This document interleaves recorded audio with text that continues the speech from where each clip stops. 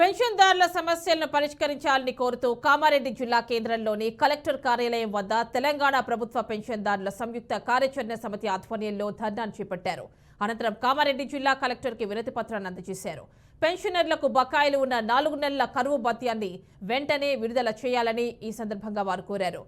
EHS స్కీమ్ను university, retired college teachers, GHMC, హైడేట్ పాఠశాల సిబ్బంది, మార్కెటింగ్ శాఖల పెన్షనర్లకు కూడా వర్తింపచేయాలని కోరారు. పెన్షనర్ల భవన నిర్మాణం కోసం పెన్షనర్ల కార్యాలయం నిర్వహించుటకు హైదరాబాద్లో ప్రభుత్వం స్థలాన్ని కేటాయించాలని పెన్షనర్లు ప్రభుత్వాన్ని డిమాండ్ చేశారు.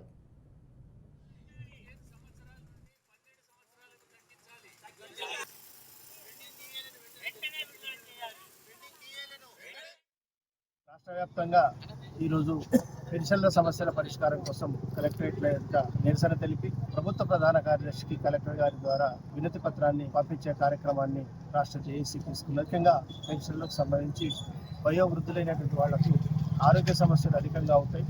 ఈ అధికంగా ఉండే ఆరోగ్య సమస్యలకు ఈహెచ్ఎస్ కార్డు నామమాత్రంగా ఉంది. అది అన్ని హాస్పిటల్స్లో అమలు కాకపోవడం వల్ల చాలా ఇబ్బందులను ఎదుర్కొంటున్నారు.